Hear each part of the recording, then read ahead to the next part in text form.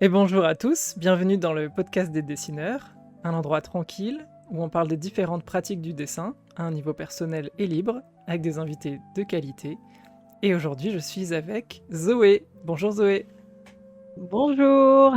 comment ça va? J'étais perturbée, je me suis demandé si t'allais m'appeler Zou ou Zoé, je savais pas C'est trop. très drôle parce que j'ai hésité, je me suis posé la question, est-ce que tu préfères que je t'appelle Zou ou Zoé, du coup? Bah Zou, peut-être que ça, il y a plus de chances qu'il y ait des gens qui me connaissent sous le nom de Zou sur internet, donc Ok, peut-être Zou c'est mieux, ok, peut-être. Mais les deux me vont en vrai. Si tu m'appelles Zoé, je vais pas me vexer. ça marche, et ben alors vas-y. Allez Zou, j'allais dire. J'ai Allez Zou. refait cette blague. Aïe aïe aïe. On va arrêter l'interview tout de suite. Ok. Alors, on va commencer avec des petites questions tranquilles, comme d'habitude. Tu as quel âge, Zou? J'ai 28 ans, la vache, j'ai failli dire 27, mais non, j'ai C'est une question 28. difficile, hein. À chaque fois que je la pose, je me dis moi-même, enfin voilà, je Ouais, en réfléchis, fait, donc on compte les années, on se dit, attends, alors 1, 2, ok. au bout d'un certain moment, on n'a plus envie de compter, en plus, faut dire les choses. Donc, Bah, c'est ça. quelle est ta couleur préférée? Le vert. Le vert, ok. Je pourrais hésiter avec le noir, je dirais noir ou vert. Et ton animal préféré? Le dragon. Allez, la grenouille, parce que si je dis pas la grenouille, ça fait Tu vas bizarre te faire quand même. lyncher après, ouais. Ouais, c'est ça. J'ai un contrat, le Ok. marais va m'attaquer sinon. Est-ce que tu as grandi dans un environnement où la créativité était valorisée? Est-ce que tu t'es senti soutenu par ta famille dans ton envie de dessiner? Heu, ouais, plutôt. Parce que déjà, bah, moi j'aimais pas l'école du tout, parce que j'avais tous les troubles 10, qu'il fallait. Et le dessin, c'est vraiment quelque chose dans lequel je me suis beaucoup réfugiée, puis j'adorais ça, je dessinais tout le temps.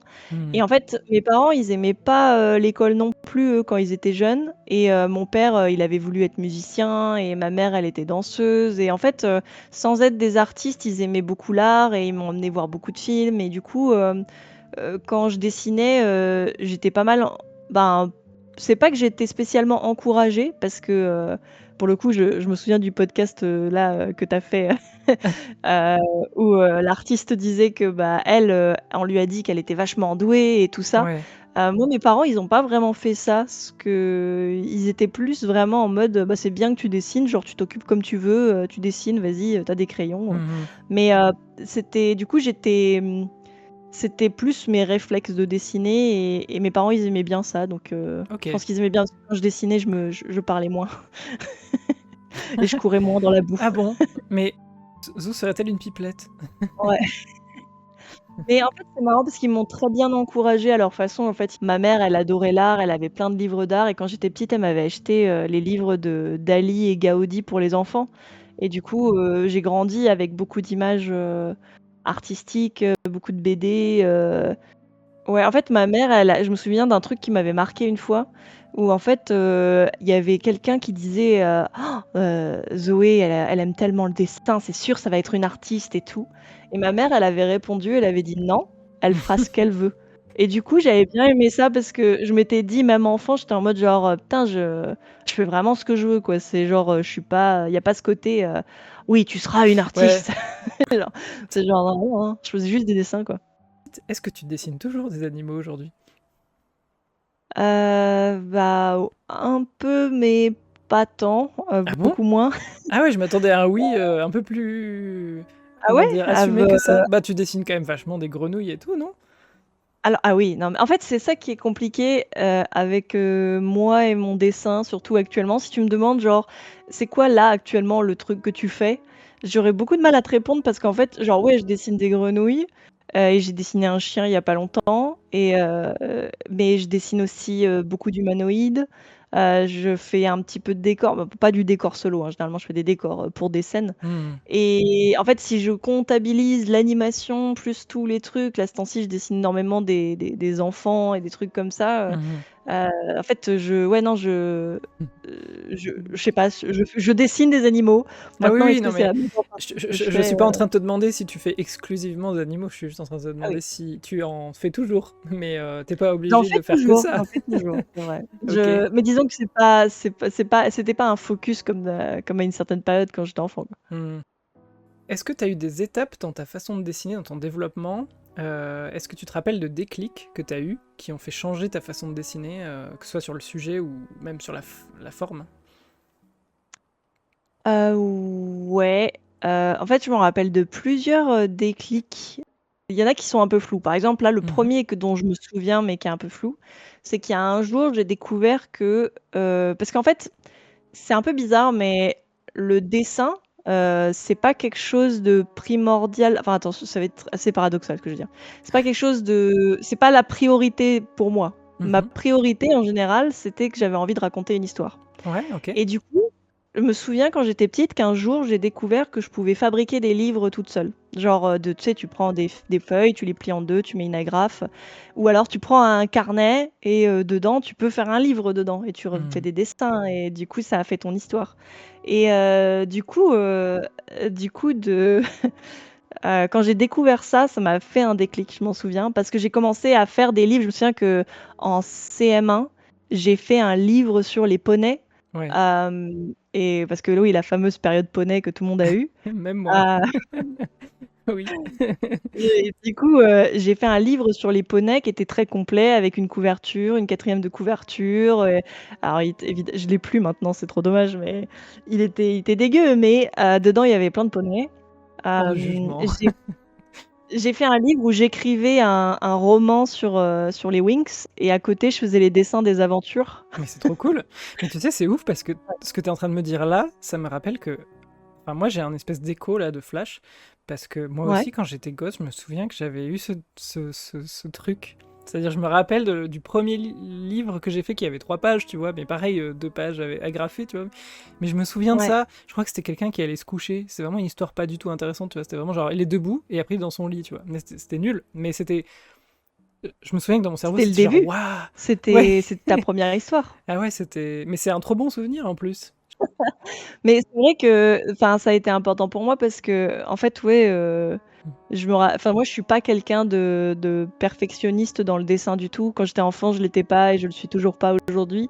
Parce que ce que je veux, c'est arriver à raconter l'histoire que je veux. Et genre, si par exemple, bah, j'ai besoin de 20 pages d'histoire et que mes 20 pages, elles sont pas toutes bien dessinées, bah, je m'en fous. Je vais juste te Hmm. raconter mon histoire et à la fin, ça va être des gribouillis un peu infâmes. Mais j'aurais fait mon truc. La chance, Mais franchement, la ouais, chance. Non, je je vous ai rigole. entendu parler sur les autres podcasts, dans les autres épisodes où j'étais en mode genre: «Putain, Ils se prennent la moi, tête. c'est marrant parce que j'ai» ouais, ils se prennent la tête sur le côté, bah, que ça soit vraiment bien fait et tout, mais moi, d'une certaine façon, ça m'a toujours créé une autre forme de complexe parce que, Hmm. je cherche des solutions pour aller vite et j'apprends peu, tu vois? C'est le revers de la médaille de pas être perfectionniste. C'est que les perfectionnistes, ils se prennent la tête, ils passent peut-être un peu trop de temps sur certaines choses, mais ils apprennent beaucoup. Alors que moi, j'apprends moins parce que je trouve des raccourcis plus vite. Ouais, mais en même temps, si t'as des chemins qui te conviennent et qui sont efficaces, pourquoi vouloir chercher midi à 14h, tu vois? Parce qu'en attendant, tu produis, donc moi, ce que je vois, c'est que t'es quand même très active, tu fais beaucoup de choses, tu produis beaucoup. En plus, enfin, je trouve que tu vas vite, du coup. Et parce que je vois souvent des animations sortir et me dire, ah oui, quand même, une autre animation, ça fait pas si longtemps que j'ai vu la première passer, donc puis l'animation c'est C'est long, marrant quoi. parce que Ouais. j'ai vraiment l'impression d'être relativement lente. Genre, je me trouve pas rapide, je me trouve lente. Mais pas parce que, enfin, c'est même pas en mode, je me compare aux autres ou quoi, c'est Mhm. vraiment par rapport à mon travail, en fait, je suis pas efficace, tu vois? Mais ça, c'est autre chose. C'est genre, je puis en plus, souvent, le problème, c'est que, tu vois, souvent, quand tu travailles longtemps sur une pièce et que tu la sors au bout d'un moment, que tu as Ouais. vraiment bien retravaillé, retravaillé et tout, du coup, tu la sors, tu es ultra satisfait. Moi, ça m'arrive souvent de sortir des trucs et de pas être ultra satisfait, tu vois? Mhm. Et c'est pas grave, mais Peut-être tu serais un petit peu perfectionniste alors, en fait. Mais tu le sais pas. ouais, donc peut-être que je suis perfectionniste à ma façon, mais je suis plus perfectionniste sur l'aspect narratif que sur l'aspect dessin, ça c'est Ouais. vrai.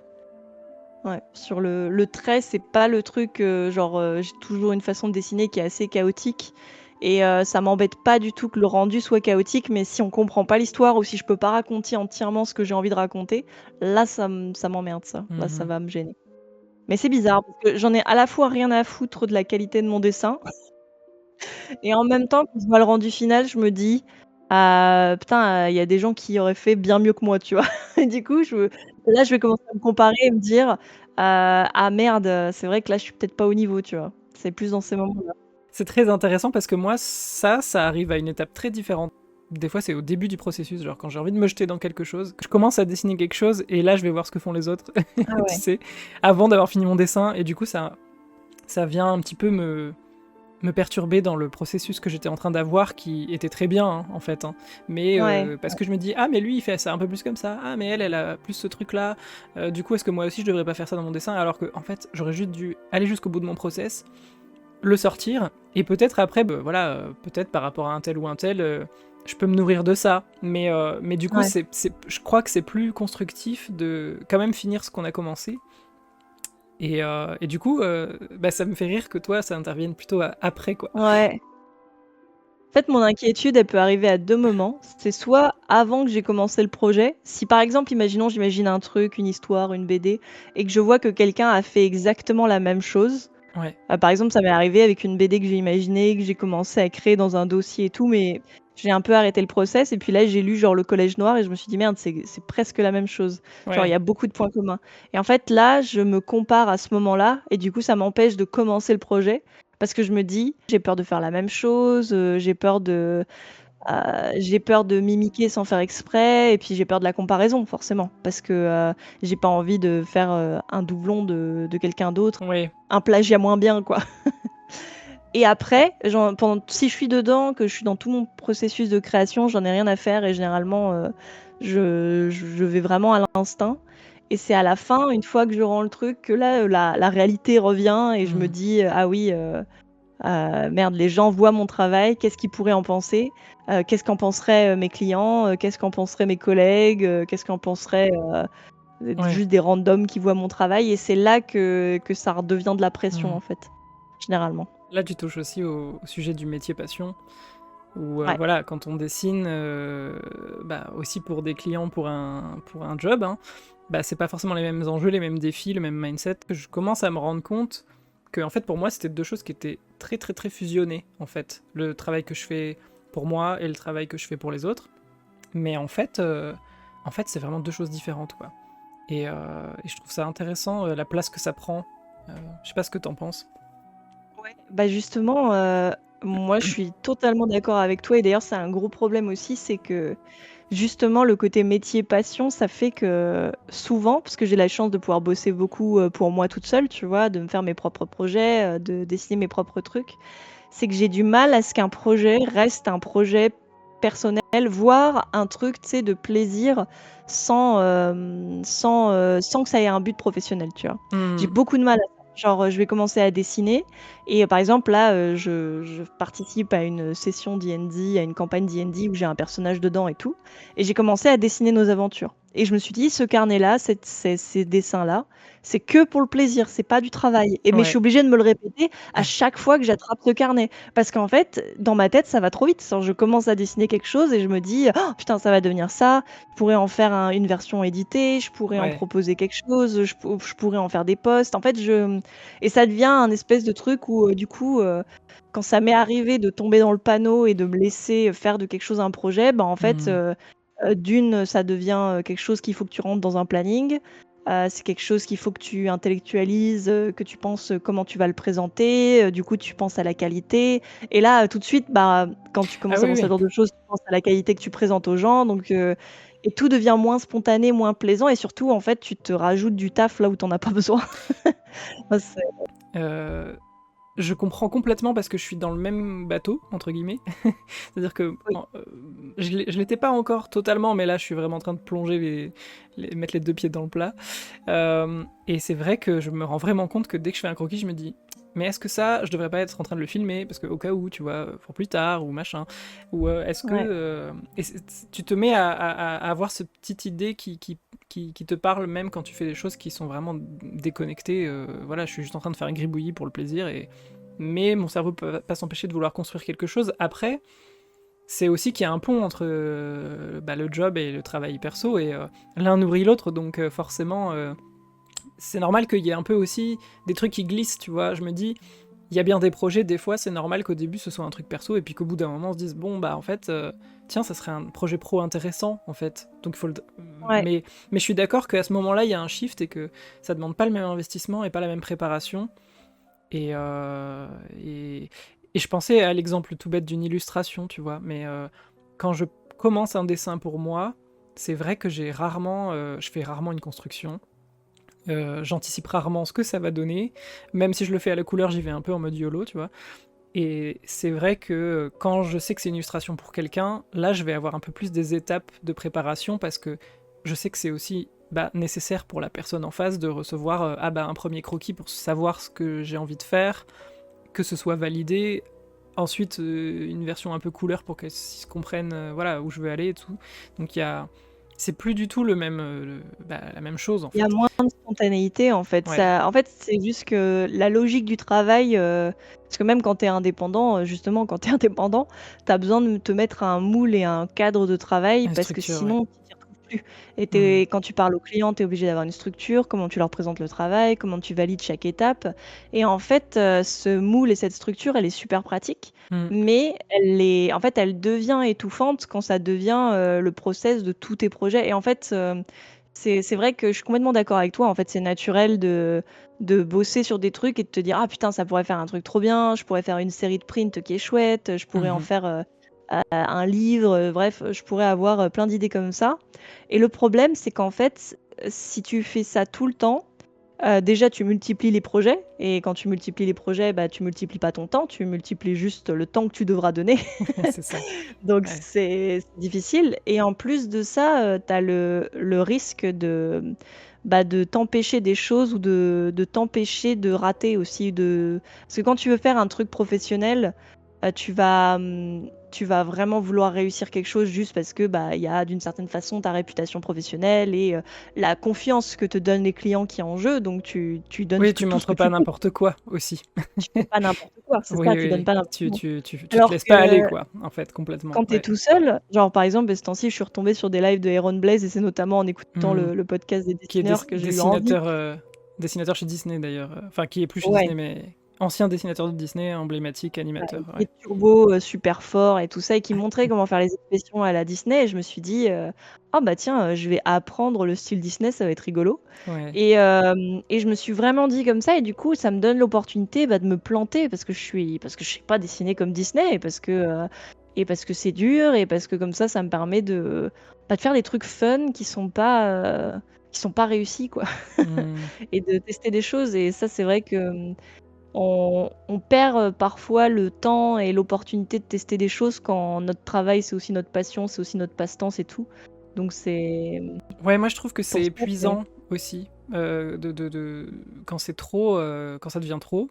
Moi, ça m'épuise créativement parce que tout devient un devoir entre guillemets, tu vois. Tout devient un travail. Et puis en plus, ce qui est compliqué, c'est que comme on parlait de structure, mais c'est vrai que mine de rien, une journée, il y a 24 heures. Normalement, si on dort, il y en a plutôt la moitié, à peu près. C'est Et ça. du coup, je veux dire, même quand tu as un travail très intense, un plein temps et tout, tu bosses 8 heures dans ta journée, 9, 10 si tu fais des heures sup et tout, et après tu rentres chez toi, tu fais autre chose. Mais là, c'est vrai que comme tu dessines, des fois, les heures de travail, les heures de dessin à la maison, des fois ça se mélange. Et moi, ça m'arrive des fois de faire des journées où voilà, je décale tout, je dessine plus tard, ou je dessine même les week-ends. Et c'est quand même, c'est quand même très facile de mélanger les deux et d'oublier qu'il y a peut-être voilà, une structure à poser quoi, pour pas se perdre en fait. Et surtout quand tu es auto-entrepreneur voilà, que tu dois vraiment utiliser ce que tu fais et que chaque minute tu te dis ah mais je vais pas dessiner pour rien en fait, alors que je pourrais l'utiliser pour me promouvoir et Complètement. voilà. Donc, mais moi je trouve ça épuisant quand tu es tout le temps en train de te dire ça. Je trouve ça dur de pas savoir décrocher quoi. Et Ouais. donc je trouve que c'est assez important, ouais. Et c'est vrai que en plus, c'est absolument essentiel parce que, en fait, le problème, c'est que, comme tu dis, si on se met pas une structure et qu'on passe notre temps à décaler et en fait, le truc qui est important et qu'on oublie souvent quand on est artiste à notre compte, c'est que être professionnel, c'est se poser des heures de travail, mais c'est aussi se poser des heures de repos. Parce qu'il y a pas de en fait, quand tu es dans un bureau, salarié, quand tu es dans un taf de salarié, tu as des moments de travail et des moments de repos et ça fait Mhm. partie de ton programme. C'est placé, c'est Oui, puis net c'est à des heures, et ouais, spécifiques. nous, on est en mode, «Ah bah, je vais être professionnel, je vais me mettre, 24 heures de travail aujourd'hui» et tu es en mode genre: «Bah, c'est pas être professionnel, c'est juste être, Oui, et c'est puis en juste» plus, sur le long terme, c'est pas tenable parce que du coup, tu t'épuises et t'es moins efficace le lendemain quand tu dois repartir pour 8 heures exactement. et que l'énergie, tu l'as pas récupérée en fait. Donc finalement, ça, c'est une erreur que je vois beaucoup chez les étudiants, Ah oui. souvent, mais voilà, on passe plus d'heures, plus d'heures, plus d'heures, on déborde sur la nuit, on mange sur nos heures de Ouais. sommeil. Même, il y a des même au-delà, parce que c'est vrai qu'il y a les étudiants, mais il y a beaucoup de gens pour qui, dans le milieu de l'art, pour qui c'est un peu normal de faire des heures sup et moi, c'est vraiment le combat de ma vie d'essayer d'arrêter de tomber dans cette mentalité-là parce que je tombe franchement, c'est un des gros problèmes perso, c'est que je travaille beaucoup, je produis beaucoup comme tu dis, mais du coup, c'est vrai que j'ai beaucoup de mal à m'autoriser des temps de repos, à me prendre des vrais temps, qui sont pas des temps de travail et des temps pour moi. Et moi, je pense qu'il faut vraiment qu'on continue de se battre contre ça et de pas de pas devenir les esclaves de notre propre, de notre propre, inquiétude et de notre propre travail, quoi. Au bout d'un moment, la vie, c'est pas que ça. En plus, c'est vachement encouragé par les autres aussi, je trouve. Enfin, moi, j'entends Oui, souvent, oui, mais toi, t'aimes ce que tu fais, oui, mais ça, c'est du dessin, c'est pas vraiment un travail. Je me souviens complètement. de un ami, entre guillemets, parce que on se voit plus beaucoup, mais à une époque, il me disait, Ouh! c'est pas pour ça, hein, ça n'a rien à voir, mais le Non, mais j'aime drama. bien lancer du drama, là. C'est ça, je savais, j'étais sûre que t'allais dire ça. Oh, du drama, vas-y. Non, je vais pas rentrer dans les détails. Mais par contre, je me souviens qu'il me disait, ah, mais là, tu fais du coloriage, tu vois. Et il se foutait un peu de moi en me disant, oh, tu fais du coloriage toute la journée et tout.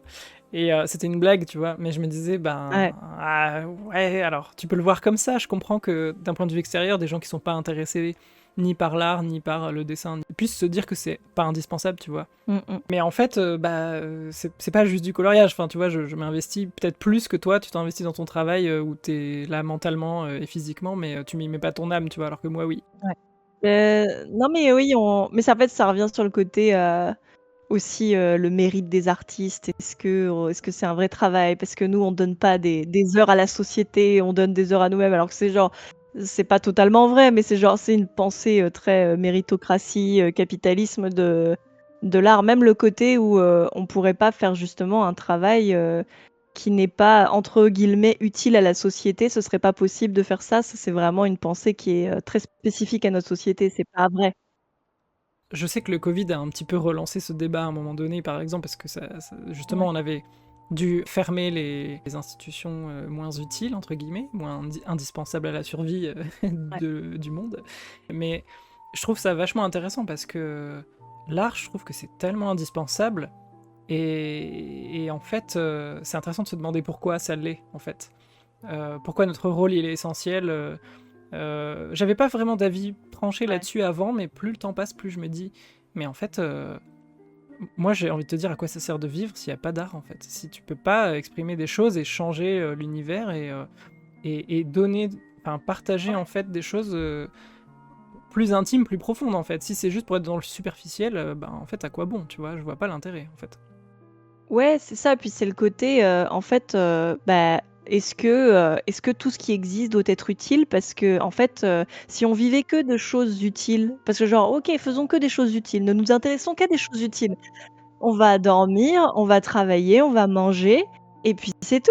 Bah, on va pas parler aux gens parce que c'est pas si utile de parler aux gens et encore on pourrait débattre longtemps parce que tout l'aspect Oui. social et justement Non, c'est en vrai que fait, ça par part dans exemple, des gros débats, mais est-ce que la santé mentale, c'est quelque chose d'important? On pourrait considérer que non. C'est genre en fait, il y a toujours ce genre de truc Hmm. où notre société, elle a des idées, autour du boulot dodo, métro, tu vois?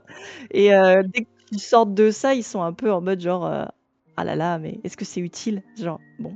Ouais, pourquoi pas boulot, métro et expo, tu vois? Ça change, en Ouais, fait. pourquoi pas? Ce serait pas mal. Est-ce que ça donne pas un peu plus envie? Bon, alors peut-être pas à la place Ouais, du dodo, tu vois? Pourquoi pas à la place du boulot, à la limite? Ça serait plus voilà, mais ouais, non, on peut mais rajouter, tu sais? ouais. Genre que le boulot prenne moins de place, par exemple, et qu'on puisse avoir plus de place pour d'autres choses, par exemple. Et en tout cas, je trouve ça intéressant qu'on parle de structure parce qu'il y a un autre aspect du métier passion, je rebondis sur ce qu'on disait, mais qui me semble important aussi, c'est que quand on parle de structure, nous-mêmes en tant qu'artistes, quand tu fais ce métier, c'est pas facile de savoir quand est-ce ce que c'est qu'être un professionnel en fait, artiste. Parce Mmh. que forcément, t'as envie de voir ce que font les autres pour te placer, et en même temps, t'as envie de trouver ta façon de faire et de ta singularité à toi, qu'est-ce que toi t'as à proposer, comment tu veux le proposer. Du coup, c'est un travail hyper bizarre et délicat parce que tu veux pas faire du plagiat, comme on disait tout à l'heure, et en même temps, bah, tu dois aussi te mettre dans le même bain. Donc il y a ce truc-là de se dire sur quels critères je peux me baser pour me dire là je suis professionnel, là je le suis pas. Ou tu vois ce que je Ouais, veux dire? Qu'est-ce qui fait de moi un artiste professionnel? Qu'est-ce qui fait de moi un artiste amateur? À quel moment je passe ouais. de l'un à l'autre? C'est quoi le truc qui fait que ah bah ça y est, là je suis pro. Ah c'est parce que j'ai déclaré mes impôts, c'est parce que tu vois, c'est quoi le Et truc? bah, tu sais quoi? Et je trouve Moi, ça ouais. j'ai une vision un peu tranchée là-dessus. C'est très flou comme notion. On est d'accord que, en fait, oui, on peut dire, bah oui, professionnel, amateur, ça veut rien dire. Et la vérité, c'est que si on réfléchit vraiment, ça veut vraiment rien dire. C'est-à-dire que un artiste amateur peut avoir toutes les mêmes qualités qu'un professionnel. Et la seule différence réelle, c'est que la personne va pas faire ça en mode à le distribuer au monde, à le montrer sous les yeux de plein de gens. Et en fait, moi, je dirais que, et c'est pour ça que j'ai un avis assez tranché, c'est que mon avis sur la question, c'est qu'il faut justement qu'on sorte de l'aspect flou, qu'on accepte que il y a plein de critères qui sont possibles à prendre en compte. Tu vois, par exemple, bah oui, on pourrait juger à la qualité technique, tu vois. Allez, on juge à Mhm. la qualité technique. Du coup, tous les artistes qui sont pas techniquement parfaits, on dit que c'est des amateurs, tu vois.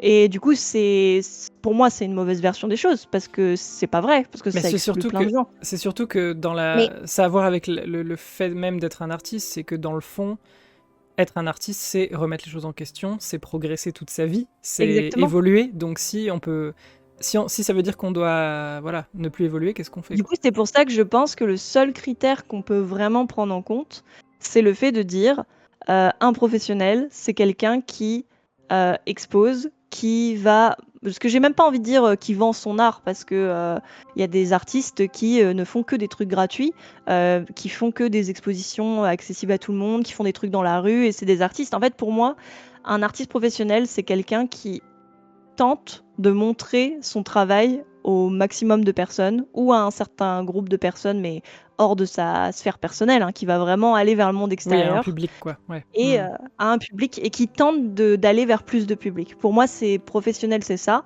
Amateur, Ok. c'est quelqu'un qui ne tente pas à expandre plus que ça. Par exemple, imaginons quelqu'un qui va, je sais pas, faire des tableaux, il en file à ses voisins ou il en vend une fois de temps en temps, mais il va pas vraiment chercher à s'étendre davantage. Mhm. Parce que, en fait, je pense qu'en effet, on peut. La question, elle est. Parce que moi, je le tranche comme une grosse brute parce que j'aime bien faire ça. Non mais je trouve ça Mais intéressant que tu aies un avis aussi particulier. Pour moi, c'est très flou justement, tu vois, cette question-là. ouais, c'est toujours flou, hein, de Et toute ça façon. alimente vachement bien, d'ailleurs, comme le monde est bien fait, ça alimente super bien le sentiment d'illégitimité d'artiste, quoi, qu'on a, de pas savoir si on est à sa place, Ouais, c'est vrai. de pas savoir si on est assez bon ou pas, de pas savoir à qui se comparer aussi, parce que, ben, voilà, il y a tous les niveaux sous nos yeux tout le temps, Ouais. surtout maintenant. Et je Euh, crois que c'est pour ça que j'aime hmm. bien trancher, moi. J'aime bien dire. Parce que justement, ça. En fait, les gens aiment bien se dire oui, mais vous êtes des artistes, vous êtes chelous et tout. Et ça, non, non, il y a des cadres, il y a des réalités. Genre, si t'es un artiste qui fait des expos et même si tu monétises pas ton art, t'es quand même un professionnel. C'est genre. Après, bien sûr, je suis d'accord que ma vision des choses, elle est. En fait, je fais une ligne brute parce que je trouve c'est intéressant d'en poser une pour la regarder, l'observer et voir si ça fonctionne, tu vois. Oui, Parce oui, que oui, j'entends, c'est vachement intéressant comme, comme point de vue. C'est bien là-dessus, on est très différents, donc je trouve que ça se parce complète. que Ouais. qu'est-ce que tu dirais en contre-argument justement, pour ma ligne brute, l'artiste c'est celui qui cherche à s'étendre et à montrer à plus de gens? Peu importe l'échelle bien sûr, hein, ça peut être, Ben, c'est-à-dire que pour moi, tu peux être amateur. Alors, si je réfléchis dans ce sens-là et que je cherche à prouver l'inverse, je me dirais, ben, moi je peux voir des enfants qui auraient envie de partager leur travail et se promouvoir, voilà, au monde, sur les réseaux, ne serait-ce que, et pas pour autant en faire un métier, en fait, tu vois ce que je veux dire. Donc Ah vouloir ok, se oui, je vois, montrer, c'est pour vrai. moi, c'est un aspect qui peut être totalement inclus dans le fait d'être professionnel ou pas. Après, je te rejoins dans le sens où, pour moi, quand tu décides d'être un artiste professionnel, ça veut dire que tu te mets dans le mindset de créer pas que pour toi. Et tu Ouais. crées pour que ça s'adresse à quelqu'un qui n'est pas toi. Je pense que quand t'es enfant et que tu crées ton truc, tu le crées pour toi à la base, en fait, hein. Et après, t'as envie de le Mhm. partager, ok. Donc peut-être qu'il y a cette notion-là qui vient compléter ce que tu dis sur la ligne. Il y a sans doute plusieurs critères, j'imagine que voilà. Mais Mais ce que tu as dit, c'est très vrai. Il y a un flou à ce niveau-là en fait, on pourra jamais détruire toutes les zones de flou. De toute façon, c'est ça qui est intéressant. Mais on peut prendre d'autres exemples. Par exemple, quelqu'un qui va faire des dessins d'oiseaux en caricature avec des couleurs fluo et sur des toiles moches. Et moi, je vais trouver ça horrible et je vais me dire, ça trouvera jamais son public. t'es en train de parler de mon travail, c'est ça? Non. Je rigole. Et, et, et du coup, tu te dis, est-ce que cette personne-là, elle vend son travail, elle est adorée par plein de gens et tout. Bah oui, c'est quelqu'un de professionnel et tout. Maintenant, moi, j'aime pas, par exemple.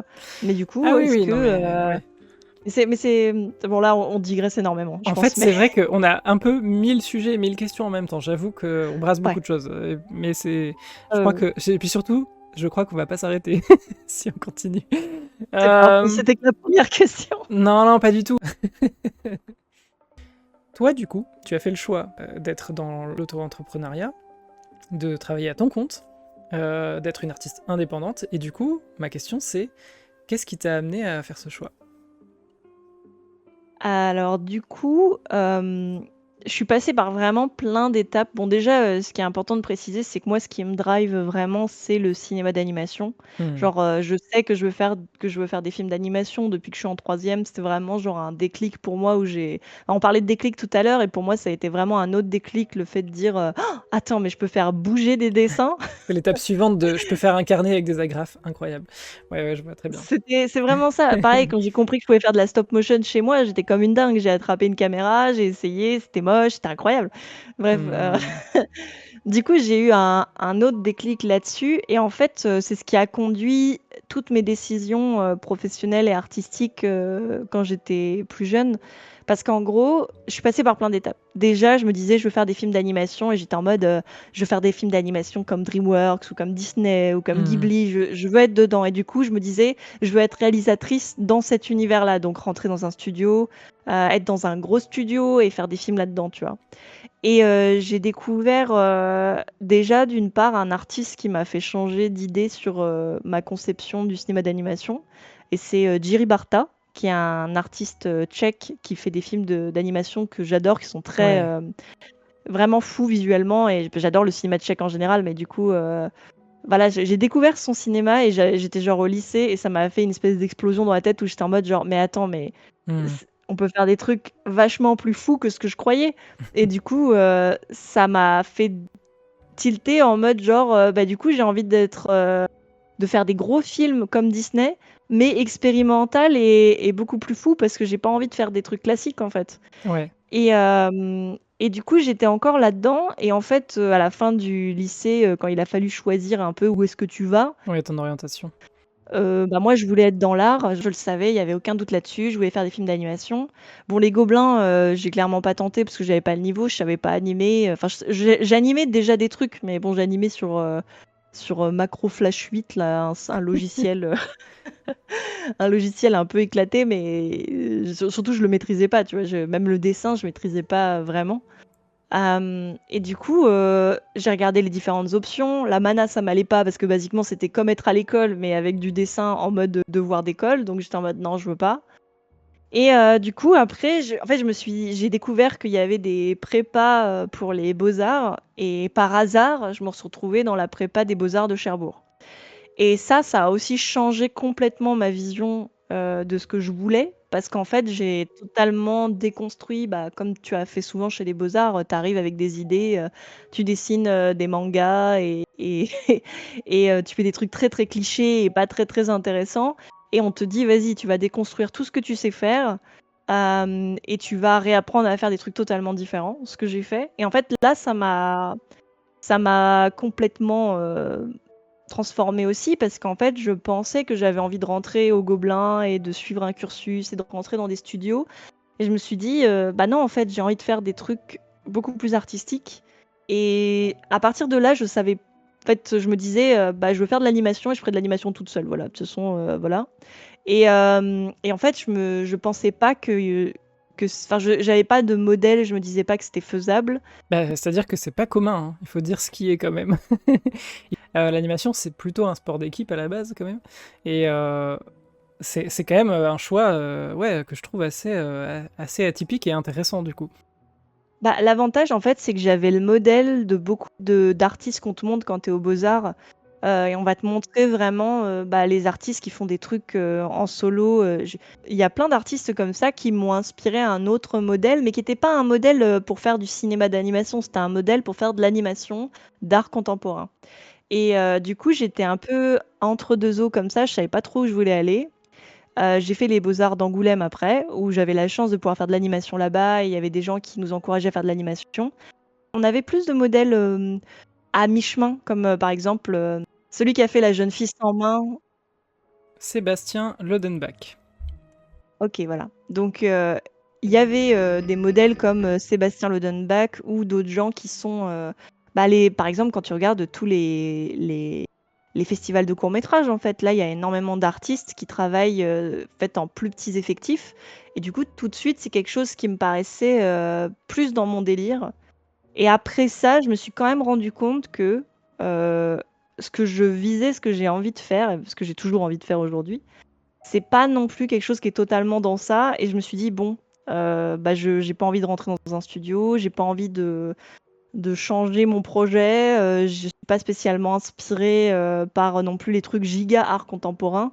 Moi, je suis vraiment à mi-chemin où je m'imagine dans le cinéma d'animation, dans un truc assez ludique et assez fun et dans un truc, très partagé et en même temps, j'ai pas non plus envie de tomber dans l'art contemporain qui parle à 10 personnes sur terre et je fais un gros cliché là en vrai, Non, non, mais bien sûr, mais je comprends ce que tu veux dire. En fait, toi, t'avais quelque chose de personnel que t'avais envie d'explorer et t'avais envie de raconter des histoires qui sont les tiennes. Et donc, peut-être que dans un grand studio, bah, t'aurais pas eu autant de place pour voilà, un point de vue aussi personnel, en fait. ça a pas été le but. Ouais. Parce que tu rentres dans un studio, ton but, c'est pas forcément de faire tes projets personnels. Le but, c'est de, bah, développer, comment tu travailles en équipe, de travailler sur des projets qui sont intéressants à plus grande échelle, c'est les projets, c'est pas du tout le même projet. Mais en général, t'es plutôt une petite main. Voilà, Plutôt, voilà, un c'est ça. Tu exécutant ou en tout cas, ouais, tu donnes une brique pour faire une très, très grosse maison, quoi. c'est ça. Ouais. Du coup, c'est bien.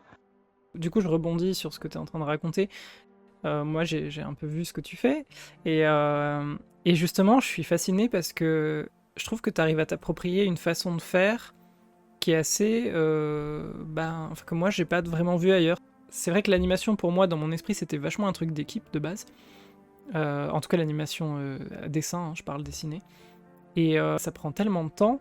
Comment tu fais, voilà, quand tu es lancé dans ton processus pour pas te décourager et te dire ça va jamais être fini, en fait, ma petite histoire.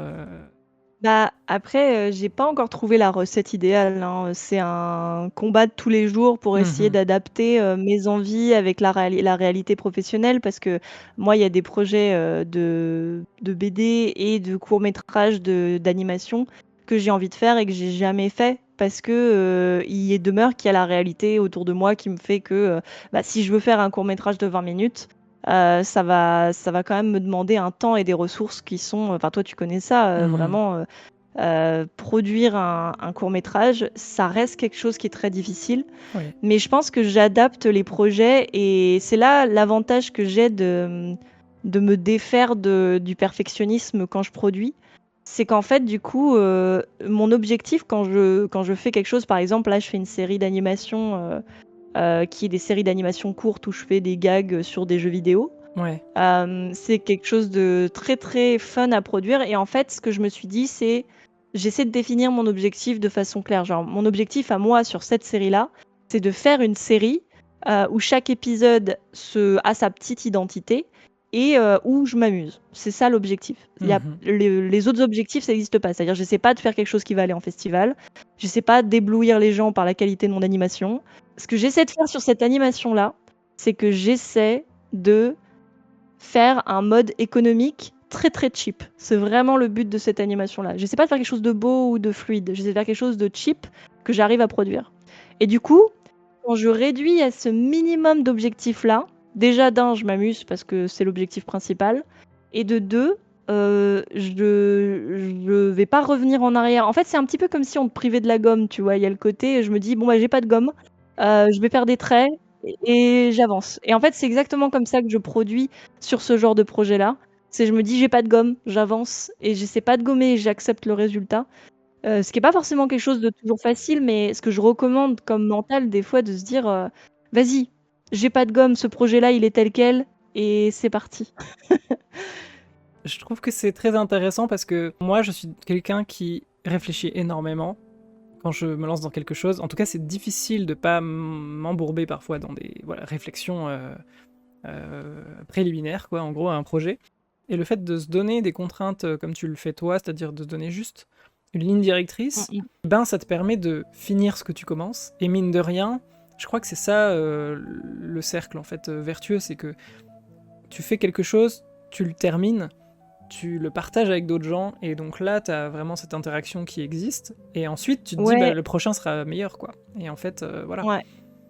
En fait, il y a un cercle vertueux à faire ça, d'autant plus qu'en fait, quand tu vas, par exemple, produire quelque chose de rapide et où tu as fait plein d'erreurs, et du coup, peut-être que c'est un peu raté. Genre, j'ai fait des épisodes qui sont pas terribles à mes yeux, tu vois. Hmm. Mais en fait, déjà d'une, la réponse des gens, c'est pas celle que j'imagine. C'est-à-dire que les gens, ils vont pas voir ce que t'as pas fait ou ce que t'as mal fait. Ils vont voir ce que tu proposes et du coup, ils vont rebondir par rapport à ça. Et ça, c'est intéressant parce que ça te permet de te dire, par exemple, tu fais un dessin, tu le trouves moche, il y aura toujours quelqu'un sur Terre qui va le voir et qui va faire, oh, putain, ça me parle, dis donc, ça me fait penser à ça, ça et ça. Ouais, je vois. Ouais. Mais c'est vrai que nous, on se focalise souvent sur le processus parce qu'on le vit, quoi. Mais en fait, la personne en face, elle y a pas accès forcément, elle a le résultat, ouais. C'est très intéressant, C'est ça ça. aussi. Et en fait, tu te rends compte que les gens ne cherchent pas forcément quelque chose qui est très bien fait ou très bien ficelé. Ils cherchent quelque chose sur lequel ils pourront avoir une accroche émotionnelle, en fait. Genre, c'est pour ça que des fois, même nous, on tombe sur un dessin d'un carnet de nos potes, et ton pote, il va te dire, ah, il est moche ce dessin, il est moche ce carnet. Et toi, ce truc-là, ça te parle. Et en fait, c'est vraiment le même processus. C'est le Mhm. côté, c'est l'expression de quelque chose de sincère et quelque chose sur lequel tu peux t'accrocher émotionnellement. Et ça, c'est dans tout, c'est dans les films, c'est pour ça qu'il y a plein de gens qui aiment bien des films de merde, parce que tu t'accroches émotionnellement, peu importe la qualité, en fait. Tiens, puisqu'on en parle, c'est quoi ton film de merde préféré? Mon film de merde préféré, aïe aïe aïe, j'en ai tellement. Oui, tu peux m'en citer plusieurs. Je savais que avec toi, je pourrais avoir cette conversation. Ah J'en oui, ai aussi. ah là là, c'est dur. C'est une question que je trouve trop intéressante, j'aime trop. En plus, moi, je trouve que les films de merde ont vraiment cette qualité d'être hyper intéressants à étudier. Et notamment, il y a un film que je trouve. Alors, je vais être rude en disant que c'est un film de merde parce que c'est des très grands réals qui l'ont fait, mais c'est Horus, le prince du soleil, Ok, qui est. ouais. Je sais pas si tu l'as vu ce film-là. Alors, non, j'ai pas vu. C'est un film de Hayao Miyazaki et Isao Takahata quand ils travaillaient à la Toei. Alors, c'est pas vraiment leur film parce qu'il y avait leur mentor qui était réalisateur dessus. Je crois que Isao Takahata, il est réal, Mais si, mais attends, mais je crois que je l'ai vu en fait. mais Miyazaki, il est que animateur à ce période-là. Si, mais je l'ai C'est vu un en vieux fait. film, hein, c'est Ouais. vraiment. Et en fait, ce film-là, il est fascinant parce que déjà, en termes d'époque, en fait, c'est vraiment. Ils sont à la Toei. Normalement, le modèle économique de la Toei, c'est un film par an. Et là, ils sont sur un film qui devrait mettre plusieurs années à faire. Normalement, au Japon, à cette période-là, on faisait des trucs cartoonesques et fun en mode gimmick pour les enfants. Et eux, ils sont inspirés de films comme Le Roi et l'Oiseau et Hmm. le film russe, La Reine des Neiges. Et ils sont en mode, on a envie de faire des films qui sont plus intenses en termes d'émotion et qui Ouais. sont pas spécialement pour les enfants, mais qui peuvent être parlés à un grand public. Et en fait, du coup, le film, il a le cul entre deux chaises, à essayer d'être gimmicky, cartoon, c'est la Toei, et en même temps à faire un film qui ressemble beaucoup aux bases de ce que sera Ghibli plus tard. Ouais, Et du ouais. coup, ce film s'est fait démonter parce que bah, forcément, la Toei a détesté le fait que déjà ils fassent le film en plus d'1 an. Et en plus de ça, le public a pas compris le film qu'ils ont vu. Mais par contre, Hmm. il y a tellement d'images révolutionnaires et de batailles qui ont inspiré les gens dedans qu'il y a eu des manifestations et des combats et des mouvements étudiants qui se sont inspirés de ce film plus tard parce que, bref, c'est un film de merde, mais c'est trop intéressant à voir. J'aime trop ce Ouais. côté-là. Mais en vrai film de merde, j'adore le film D&D, le premier film Ah oui, D&D, oui, le vieux. Ouais. où il y a le tapis gâteau et Damodar avec des lèvres bleues. C'était sublime. C'est vrai que c'est à voir, hein, une fois. Faut le voir une fois. Mais peut-être pas deux quand même. Je l'ai vu au moins 10 fois. Hmm. Hmm. Non, mais après, chacun ses obsessions. Hein. Moi, Et toi, du coup, tes films de merde? Pff, film de merde que j'aime. C'est dur, hein. J'ai pas un truc qui me vient vraiment pourri, bien qu'il y ait des trucs nuls que j'aime. Mais là, le dernier truc qui me vient en tête, c'est pas tellement que c'était un film pourri, mais c'était un peu un blockbuster lambda perdu dans la masse, mais Ouais. je sais pas pourquoi, moi, il a matché de ouf, tu vois. C'était Alita Battle Angel. Alors, Oh là là, oui! c'est quand même un sacré gros film, hein, parce que mine de rien, c'était quand même James Cameron et tout, donc c'est pas du tout. Enfin, produit par James Cameron, je crois que c'était plutôt Ouais. Rodriguez le réal, mais bon. Et les films de Rodriguez, bah typiquement, voilà, un film de merde, Spy Kid. Donc le Ah même oui, oh réal, là là, j'adore. voilà, le même réal qui a fait ça. Il a fait Battle Angel Alita, qui a été un énorme flop parce que bah voilà, pareil le cul entre deux chaises. C'est une adaptation d'un manga qui est hyper intéressant et tout. Sauf que ils ont fait ça en mode blockbuster américain à 2 balles comme ils font avec tout. Mais je sais, il y a des moments, mais dans ce film, mais tellement kitsch et tellement mais nul.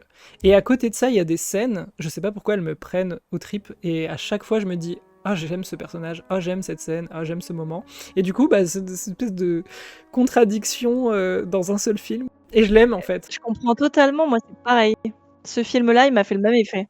Mais Ouais. pour te dire, il y a des trucs qui ont tellement rien à faire, genre, tu vois, elle est ultra badass et tout, Ouais. et elle va commencer à pleurer, et là, sans raison, tout d'un coup, elle va faire une espèce de move de kung-fu, elle va couper sa larme en deux, tu vois, genre en mode non. Et moi, je suis en mode, mais ça sert à rien cette C'est scène, trop en fait. edgy. Mais oui, non, mais tu sais, il y a des trucs qui servent vraiment à rien, et tu te dis, mais pourquoi ils ont mis ça là? Enfin, je sais Ouais. pas. Et pour autant, je sais pas, il y a un truc qui fait que je lui pardonne tout à ce film, je l'aime, en fait. Donc voilà, du coup, un petit peu un plaisir coupable plutôt qu'un film de merde, en fait, finalement. Mais, parce qu'il a quand même de belles qualités, ce film, en vrai. Ouais, mais pareil, moi, j'ai ressenti les mêmes émotions. Il y a des moments qui sont terribles dans le film en mode, enfin, surtout la 2e partie du film où, la partie avec son mec, en fait, c'est vraiment le truc qui Oui, m'intéressait pas. bah là, Après, ouais. apparemment, c'était dans le manga de base, mais c'est vraiment je trouve que c'était cliché, ça dénotait avec le perso, genre, une meuf trop badass et trop intéressante et là, tout d'un coup: «Mon seul intérêt, c'est mon mec!» En même temps, J'étais ce en qui mode la genre rend très intéressante, c'est son côté justement hyper naïve et hyper. C'est à la fois une gamine en fait. C'est ça qui est vachement cool, c'est ouais, qu'elle c'est est vrai. hyper stylée, mais en fait, elle s'émerveille de tout et c'est ça que j'aime bien justement. Mais Ah pareil, mais euh, moi j'avais ouais. adoré toute la première partie, j'adore et j'adore l'univers de ce film. Je trouve que Hmm. c'est dommage, je pense il méritait pas un si gros flop, tu vois? Je pense Ouais. juste que dès qu'on adapte un manga, il y a Malheureusement, il y aura pas de suite à cause du gros flop et moi j'aurais bien aimé voir la suite, mais bon, tant pis. ouais, Voilà. ouais, on est Alors, je vais repartir sur une petite question, parce que ça fait, mine de oui. rien, un petit moment qu'on discute, et du coup, je vais un tout petit peu dérouler le fil. Est-ce que tu penses que le dessin, ça t'a aidé dans d'autres aspects de ta vie? Confiance en toi, gestion de tes émotions. Alors le dessin m'a aidé, ouais, le dessin m'a beaucoup aidé pour plein de raisons. Bon déjà le fait que déjà je détestais l'école à un très haut niveau, genre enfin, c'est simple, j'ai tous les troubles 10 possibles et quand j'étais à l'école, quand j'étais en primaire, c'était vraiment un enfer pour moi. C'était, Hmm. une bataille permanente en essayant de pas y aller et en fait, bah, je dessinais en classe beaucoup et j'étais beaucoup plongée dans mon imagination et je pense que si j'avais pas eu le dessin pour m'aider à rentrer dans mon imagination et aussi à faire ressortir mon imagination, Mhm. bah, je pense que j'aurais été très, perdue. En fait, je pense qu'on a tous besoin d'un truc comme ça qui nous permet de nous sortir des situations merdiques et Ouais. moi, ça a été le dessin, genre parce que, entre les profs, qui étaient des petits bâtards. Et le sentiment d'être en échec permanent que tu as quand tu as des troubles dyslexiques, c'est ça. C'est basiquement, on te dit tout le temps que tu es trop bête pour réussir. Ouais. Tu arrives pas à aller au même rythme que les autres, tu arrives pas à te concentrer aussi longtemps. Donc en fait, tu as l'impression d'être en échec en permanence. Et le dessin, ça m'a permis de pas avoir cette sensation d'échec. Hmm. Et je pense qu'en ça, en fait, c'est ça que ça m'a donné. Et je pense honnêtement que là maintenant, tu vois, je suis capable d'imaginer ma vie en me disant, il y a d'autres trucs que je sais faire dans ma vie, où je pense que je serais douée. Ouais. Mais il y a une période de ma vie où honnêtement, j'avais l'impression de pas être capable de faire autre Quoi chose que ce soit d'autre. Ouais. Hmm. parce que en fait, tu as tellement l'habitude de te dire que tu es moins fort que les autres ou moins capable que les autres qu'en fait, tu tentes pas des choses qui pourraient te mettre en difficulté. Hmm. Et le dessin, ça m'a donné ça, ça m'a donné le côté genre la création, ça existe.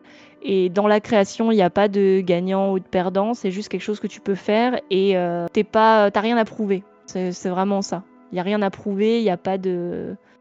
Il y a personne qui va venir m'emmerder derrière, quoi, à Hmm. corriger la copie. Si tu devais donner un conseil à ton toi enfant, ce serait quoi? Continue. Non, Ok. je sais pas. En fait, je suis assez contente de. J'ai pas de regrets sur mon développement. Je pense que j'ai eu de la chance Ah si, allez, si. Regarde plus de films, lis plus de livres, comme ça on gagne du temps et Souviens-toi t'en des auras noms pas des 12 millions à artistes. rattraper.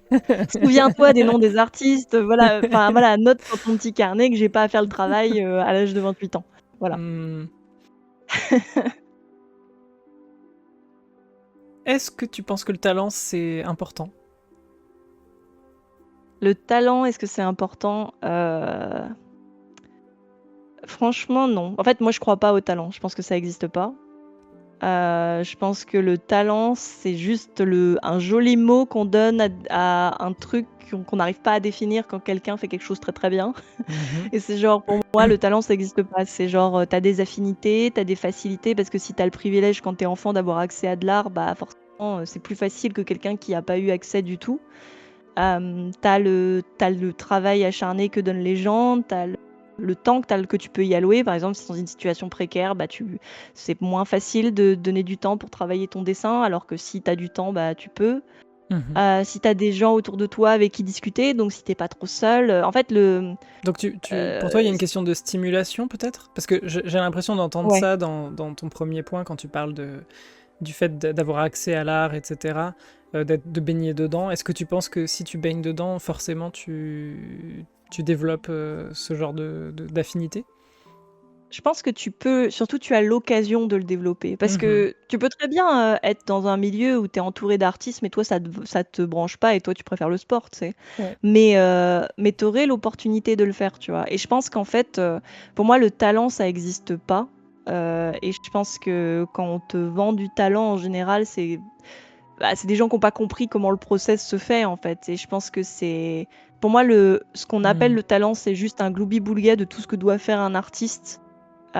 Et je pense que ça n'existe pas, tout simplement. J'entends. Et du coup, qu'est-ce qu'on dit à des gens qui, bah, comme des enfants très précoces qui font des trucs de ouf et que tu te dis waouh, ça sort d'où? Ils ont compris des choses incroyables, tu vois. Bah, Si ça c'est pas du talent, qu'est-ce que c'est alors? Enfin bon, c'est du génie, tu me diras, mais. en fait, moi, je pense que même le génie, ça n'existe pas non plus. Ok. En fait, moi, mon avis sur la question, c'est que, en fait, on est des êtres humains complexes avec des personnalités complexes et que, par exemple, bah, quand on est, des fois, on a plus de trucs qu'il faut pour être créatif, tu vois. Par exemple, moi, je suis née avec une dyscalculie, donc clairement, j'allais pas devenir prof Mhm. de maths, tu vois. C'est clair. C'est genre, là, c'est pas quelque chose qui est développé. J'aurais pu m'améliorer en maths et être meilleure que ce que je suis. Mais moi, j'aurais pas vu ça. Et puis, il y a ma personnalité aussi. C'était pas quelque chose qui me branchait. Je pense vraiment que, en fait, tout ce qu'on croit qui vient d'un truc en question, genre le génie, le talent, pour moi, ça n'existe pas. C'est genre, c'est un chaos de hasard et de choses qui nous sont arrivées pour qu'on ait l'énergie, la personnalité, l'envie, le temps. Parce que tu peux très bien avoir l'envie d'être un grand artiste et tout, mais jamais avoir le temps de le faire. Ou tu peux avoir le temps d'être un grand artiste, mais tu le feras pas. Par exemple, tu prends l'exemple d'un enfant qui est, je sais pas, dans la campagne et qui a accès à rien d'artistique et qui tout d'un coup va créer une œuvre d'art. Il y a des gens qui vont dire: «Ah oui, ça sort de nulle part et c'est un genre» mais moi je suis pas d'accord. Je suis sûre que cet enfant-là, il y a un moment, il a vu un tableau, je sais pas, chez quelqu'un où, il est tombé par hasard sur une image et ça l'a stimulé et c'est juste dans sa personnalité d'être comme ça. C'est pas, Mhm. et ça l'a poussé à chercher et là, c'est ta personnalité. Si tu pousses ou pas, ça va vraiment être toi. Est-ce Ok. que ça te hype? Parce que pour moi, il y a pas de le génie et le talent, ça existe pas. Ouais, c'est intéressant. C'est un point de vue différent de ce que j'ai l'habitude d'entendre. Et comme toujours, tranché.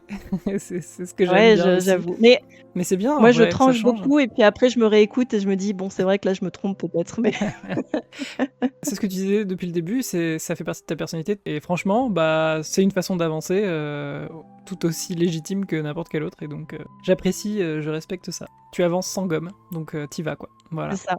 Voilà. Si tu devais résumer en une phrase ce que le dessin représente pour toi, ce serait quoi? Ouh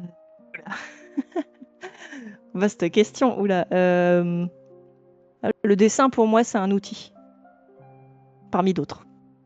Parce que moi, le dessin, c'est vraiment une méthode pour arriver à mon objectif, c'est Mhm. pas Donc donc ah ouais, donc c'est intéressant. C'est pas tant le process finalement de le faire qui t'éclate le plus en fait. C'est presque plus dire ce que t'as à dire, quoi. ouais, c'est ça, vraiment. Un dernier conseil pour quelqu'un qui aimerait se lancer dans le dessin mais n'ose pas. Hem, il faut tout de suite accepter le fait que vous allez échouer et c'est bien d'échouer. Genre, c'est vraiment bien. Genre, vous allez faire un dessin et votre dessin, vous allez peut-être le considérer comme un échec, surtout si vous êtes un adulte parce que votre cerveau a été mangé par les images actuelles. Donc vous allez rater, ça va être trop bien parce que Hmm. l'image d'après, eh ben, vous allez pouvoir faire un peu mieux et vous allez encore échouer, mais après, ça va être encore un peu mieux. Et du coup, si vous acceptez l'échec, vous allez vous éclater. Alors que si vous cherchez la réussite, vous allez franchement galérer et passer un mauvais moment. Hmm. Ça a été quoi ton plus grand fail artistiquement? Mon plus gros fail artistique, c'est difficile à dire parce qu'il y a des projets qui ne sont pas faits et du coup, je considère que ça comme un fail parce que j'ai pas réussi à les produire. Ouais, je comprends. Hem et ça, c'est le plus dur, c'est le plus dramatique. Je dirais que c'est peut-être les projets qui n'ont pas réussi à sortir qui sont les plus à vif et les plus douloureux. Et tu en tires quoi comme leçon de ces projets du coup? J'en tire que, bah, au final, je suis pas morte, donc bon, c'est pas très grave et puis que je pourrais le refaire à un autre moment, donc au final, peut-être que c'était pas le moment, c'est tout. Quelle est ta plus grande fierté personnelle en dessin? Heu, je crois que c'est un projet, mais c'est celui sur lequel je suis en train de travailler là. Ok. Bah, là, actuellement, je suis en train de travailler sur un projet de jeu de société. J'ai sorti la V2 et c'est peut-être un des projets dont je suis le plus fière, parce que le Hmm. rendu est exactement ce que je voulais, visuellement et narrativement, donc ça me plaît beaucoup. Trop bien, trop bien. Bah j'ai Ouais. hâte de découvrir ça. Bientôt, bientôt. J'ai une autre question. Qu'est-ce que tu ressens quand tu dessines? À quoi tu penses en fait? Je pense que ça dépend. En fait, je suis juste en train d'élaborer l'histoire davantage derrière moi, en fait. Par exemple, je dessine un personnage, dans ma tête, je suis en train d'imaginer, tout ce qui pourrait se passer avec ce personnage. C'est quoi sa personnalité? Si je dessine une scène, je peux imaginer la scène plus loin ou qu'est-ce que donnerait cette en fait, je suis toujours en train d'élaborer, l'histoire et l'univers derrière, pendant que je Hmm. dessine. Ouais, tu te racontes vraiment quelque chose, Ouais. ouais, toujours. J'ai l'impression d'avoir un mini théâtre mental tout le temps, en fait. Je me souviens que quand on s'est rencontrés, donc on était profs tous les deux Mmh. dans une école près de Paris. On a eu des discussions un petit peu sur le fait de justement qu'on avait du mal à se sentir légitime à enseigner certaines choses parce que nous-mêmes on n'avait pas forcément eu une éducation artistique aussi structurée par rapport aux trucs qu'on devait enseigner nous, tu vois. Quand je devais enseigner plutôt du storyboard, bah, comme c'est un truc que j'ai appris plus par mes propres moyens avec le temps et au fur et à mesure d'avoir bossé en production et tout ça, bah voilà, j'étais un peu moins à l'aise avec ça. Et je sais que toi, t'avais aussi des questionnements par rapport à ça, et ça m'intéresse qu'on en parle. Cette légitimité, tu m'avais dit, voilà, des fois j'ai l'impression qu'il me manque quelque chose, ou j'ai peur de pas avoir certains bagages, et du coup de pas être la bonne personne en fait pour leur enseigner quelque chose. Qu'est-ce que t'en penses de cette affirmation-là maintenant? Bah, je Je pense que moi, je ressens la même chose, hein, de toute façon, parce que moi, quand j'enseigne l'animation 2D, comme j'ai fait un cursus vraiment pas classique, que j'ai pas travaillé en studio, j'ai vraiment tendance à considérer que je suis pas la bonne personne pour ça, quoi. Et ouais, c'est vraiment difficile de passer ce cap-là. Je pense qu'il y a vraiment des fois où ça me revient aussi, vraiment, dire, Encore maintenant, ok. ouais, encore maintenant, en Alors fait, que où t'as quand même donné des cours d'anime 2D, je veux dire carré, quoi. Tu ouais. vois ce que je veux dire? Ça, genre je fais des cours carrés, je sais que même les élèves m'ont donné des bons retours, donc je me dis bon, si les élèves ont pas l'impression que je les arnaque et que je vois des résultats qui Bien, progressent et tout, c'est qu'a priori je fais bien mon taf. bien sûr, les progrès, ouais, tout à Mais en fait. fait, je pense que la chose qu'il faut se dire qui est vraiment important, c'est qu'en fait, quand on est prof, ce qu'on donne, c'est pas seulement de la technique, parce que tu pourrais être quelqu'un qui est extrêmement technique et qui est très très bon, par exemple en 3D ou plutôt en storyboard ou en animation 2D. Mais le truc qui est intéressant, c'est justement le process et la construction qui va derrière. Parce qu'il y en a plein des écoles qui mitraillent les élèves de technique, mais l'aspect production et soin de soi et comment est-ce que tu penses à ta production, comment tu valorises certaines choses, c'est pas du tout au cœur de l'enseignement. Et du coup, bah, tu te retrouves avec des élèves qui ont peut-être réussi techniquement à manger tout ce que tu leur as mis dans la tronche, mais de la plupart d'entre eux, ils n'arriveront pas à formuler ça pour que ça devienne un vrai projet derrière. Donc en fait, nous, ce qu'on apporte, c'est pas tant... les profs, ce qu'ils apportent, c'est pas tant de la technique. En fait, ce qu'on apporte, c'est une mentalité, c'est un vécu et c'est une vision des choses qui correspondra pas à tout le monde, mais qui permet... Enfin, qui est honnête, quoi. Oui, tu leur apportes quelque chose de personnel, ouais. C'est ça. Mais un truc aussi que je trouve important, c'est que tu vois, comme on en parlait tout à l'heure, il y a entre les artistes amateurs, les artistes professionnels, qu'est-ce qu'est un artiste, machin, machin. Bref, il y a plein de différences entre les artistes. Et il y a une différence qui est réelle, qui est la différence de niveau technique quand tu es par exemple dans l'animation. Il y a vraiment une différence technique entre quelqu'un qui sait animer et quelqu'un qui sait pas animer, même si moi j'argumenterais que n'importe qui sait animer parce que l'important c'est que les images bougent, c'est pas tant la qualité, mais il y a quand même des techniques et Bah, un il y a des savoir-faire qui... fondamentaux, oui, oui, bien sûr, Voilà, il y pour... a des fondamentaux. Ouais, ouais, ouais. Et en fait, je pense qu'on peut toujours trouver quelqu'un qui est meilleur que nous en animation et du coup qui va être... bah, il y a des gens qui... Enfin, il y a beaucoup de gens qui font ce métier, il y a des gens qui sont des brutes et tu as toujours un enfant de 18 ans qui fait mieux que toi. Il y a toujours ça, hein, des gens qui arrivent et qui sont des grosses brutes. Et c'est vrai pour beaucoup de choses d'ailleurs, hein. Ouais. Mais en Ouais. fait, moi, ce que j'aime apprendre aux élèves, c'est plutôt que, bah, en fait, ce qu'ils font, eux, a de l'importance, que leur vision des choses, elle est pas moins bonne que quelqu'un d'autre, et que, en fait, ce qui est important, c'est le cadre que tu te donnes et les objectifs que tu te donnes, quoi. C'est-à-dire, tu veux avoir une animation qui est fun, te force pas à faire un truc intellectuel ou plaisant pour les festivals. Fais un truc fun qui te correspondra parce que de toute façon, c'est ça qui va marcher, parce que c'est ça qui va être le plus comme toi et qui va donner le plus de... qui va trouver des gens en face qui vont se dire genre waouh, ça me parle.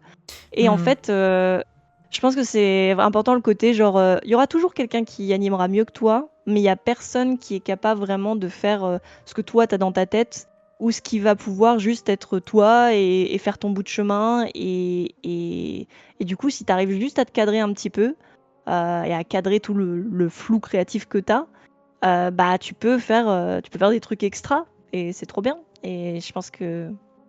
Mais ouais, c'est plus ma mentalité en tant que prof, en tout cas, Mhm. c'est... Tu amènes un regard personnel sur quelque chose, et moi aussi je trouve que c'est quelque chose dans l'enseignement que je valorise, c'est que je me dis chacun a un truc intéressant à apporter au débat, et souvent, bon bah voilà, le bagage technique, il est quand même important, parce que si tu maîtrises pas les outils, tu es submergé par les outils, tu peux pas réfléchir à l'essence si t'es en train d'essayer de comprendre la perspective, les proportions et tout en même temps. Enfin voilà, tu peux pas... Voilà. Il y a Ouais. forcément un peu de pratique qui rentre en jeu pour que tout ça devienne un peu plus intuitif finalement. Mais c'est pas le même mindset, quoi. Quand t'es en train d'apprendre, c'est difficile d'être dans l'expression de soi, je trouve, volontaire, quoi. Tu vois, de se dire, parce que justement, tu maîtrises pas l'outil, donc t'es pas libre encore de dire ce que tu veux dire. C'est comme vouloir Ouais. parler et exprimer quelque chose, et en fait, t'as pas les mots pour le dire, tu vois. C'est compliqué, en fait. Mhm. Donc il faut d'abord apprendre la Ouais. langue et se taper la conjugaison qui fait mal, tu vois. Et après, une fois que tu sais conjuguer, tu peux dire je veux, je peux, tu dois, Ouais. etc. Voilà. Donc je Et sais pas. encore, Mm. j'ajouterais une petite variation à ça, parce que je suis totalement d'accord. En fait, je pense que c'est vrai que Mm. bah, il faut les fondamentaux pour après te sentir libre de faire certaines choses. Mais j'ajouterais que c'est pas non plus toujours bien de tomber totalement dans cette mentalité-là, le côté il faut que je sache faire avant de faire. Ah Moi, je oui, oui. pense, tu vois ce que je disais tout à l'heure Ah sur le oui, non. côté euh, échouer et soyez OK avec l'échec, parce que je pense que c'est important aussi de juste se dire, par exemple, je ne sais pas dessiner un cheval, bah c'est pas grave, vas-y, dessine un cheval Ah et tu ouais, vas voir les échecs. Et je en fait, suis totalement d'accord avec toi. ouais, j'étais sûre qu'on avait le même avis, c'était juste, c'est vrai que, par exemple, quand on me pose la question, genre, ça m'est déjà arrivé qu'on me demande, «J'aimerais commencer l'animation, mais comment faire?» Et je suis en mode genre: «Anime». Genre déjà, trouve un truc, genre, des feuilles, un logiciel, le truc qu'il te faut pour commencer à animer, et c'est genre, tente et tu peux regarder des exercices à recopier, ou tu peux juste genre, par exemple, moi, la première chose que j'ai faite en animation, c'était j'ai essayé d'animer un chat qui marche. Mm. Donc autant dire que Très j'avais dur. pas conscience de la difficulté, Ouais, 4 pattes, c'est plus mais en dur que fait, 2 déjà, hein.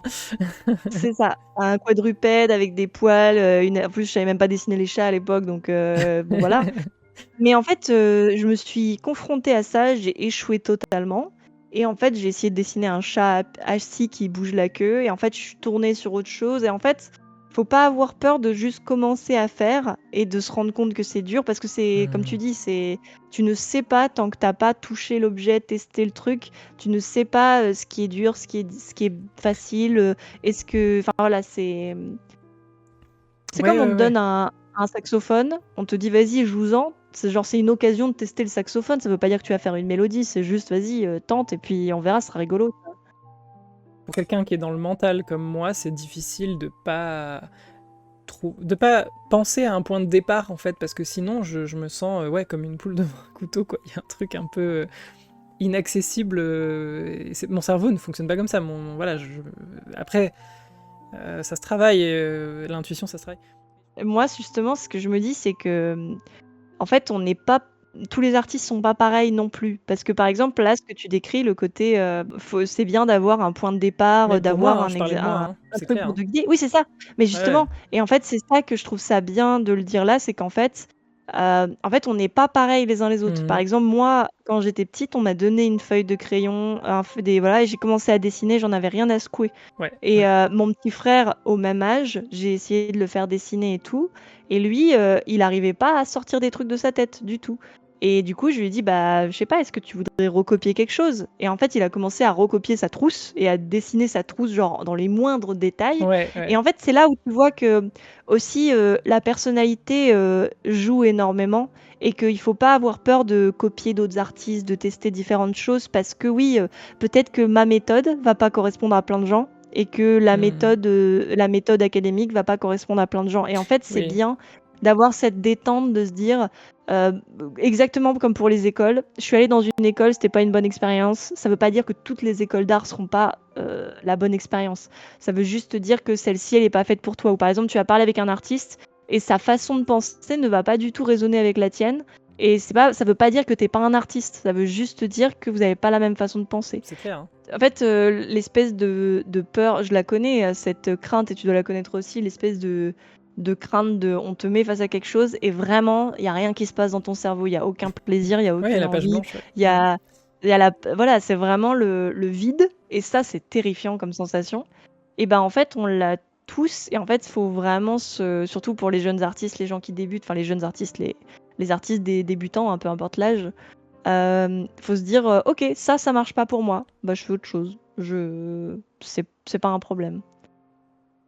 En fait, tu tentes quelque chose et c'est un échec, c'est désagréable, c'est pas ce que tu veux ressentir, ça t'inspire rien, c'est la page Mm. blanche. Mm. Bah, au lieu de prendre cet échec comme un no-go, Le tu dessin, plus le c'est droit pas de pour moi. passer, Ouais. le dessin, c'est pas pour moi, tu peux le prendre en mode genre: «OK, ça j'ai testé, ça me hype pas». Mais si tu as encore en tête le côté genre: «Oh, le dessin, c'est quand même quelque chose qui m'attire», tu peux tenter plein d'autres trucs. Et en fait, c'est vrai que c'est jamais facile, mais c'est la première étape pour moi, c'est vraiment de se dire, l'échec, c'est OK, et l'échec, c'est pas un mur qui se dresse face à toi et qui te dit, «Plus jamais tu auras accès à cette chose».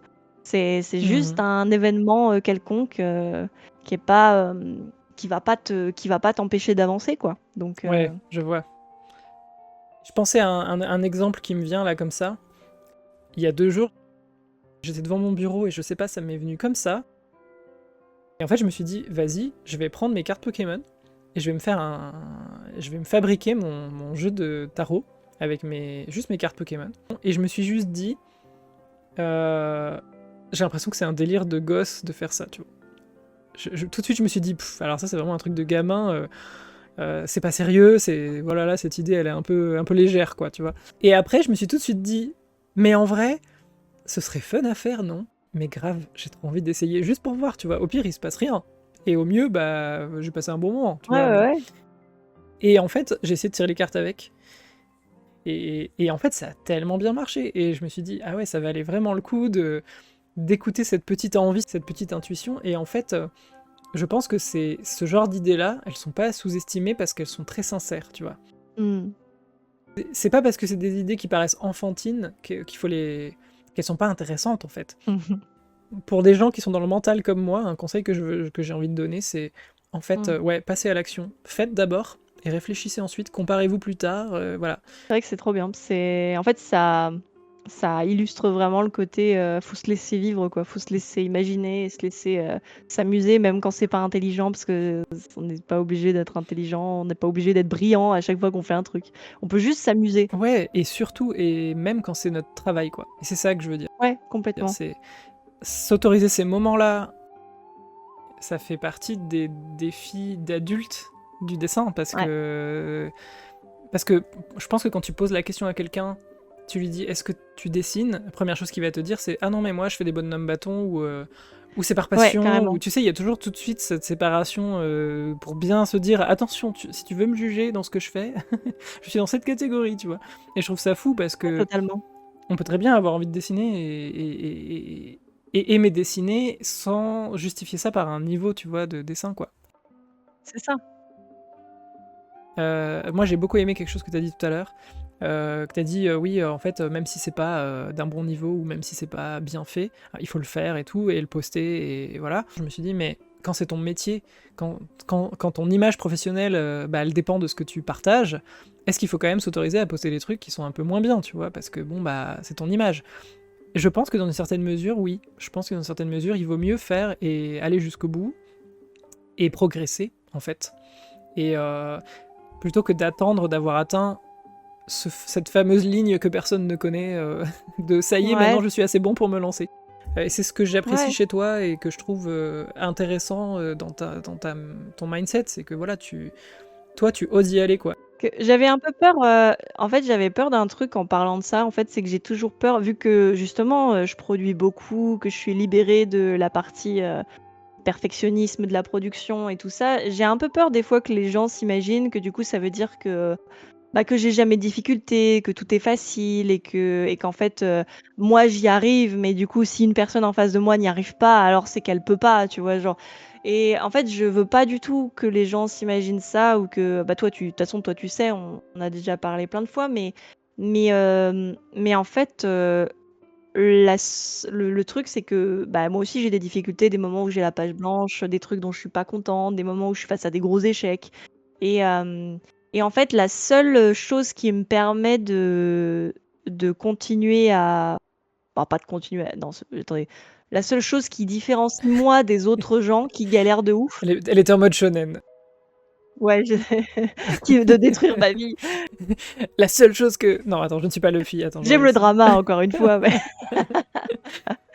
Mais la seule chose qui me différencie des autres artistes qui galèrent, c'est juste que j'ai accepté que j'échoue et je le montre partout et je dis regardez, c'est rigolo, j'ai échoué. Parce qu'en fait, on n'est jamais en train de regarder les autres, sauf si on est quelqu'un de malveillant, mais la plupart des gens sont bienveillants. On n'est jamais en train de regarder les autres, en train de regarder en mode genre ah, c'est un échec, bouh, je n'aime pas, pouce rouge et je m'en vais.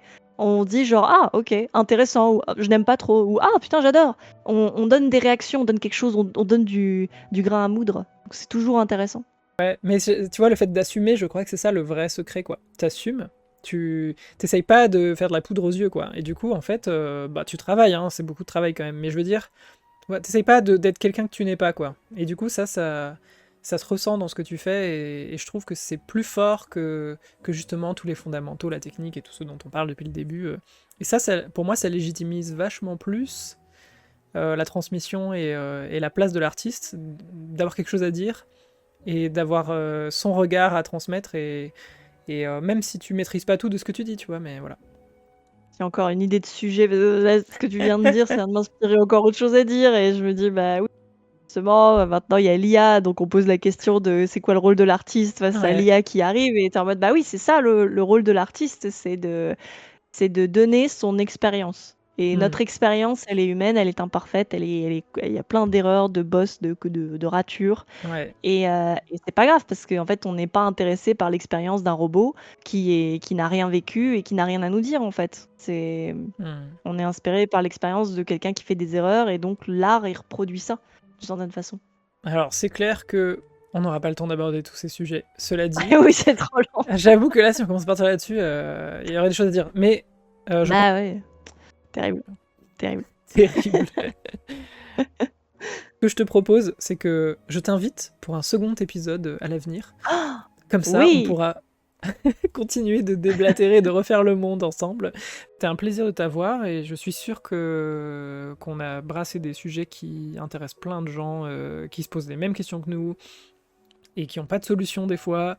Et nous non plus, on n'a pas toutes les solutions d'ailleurs, mais tu vois, finalement, notre conversation était vraiment profonde, parce qu'il y a plein de liens qui se font et tout, et c'est cool.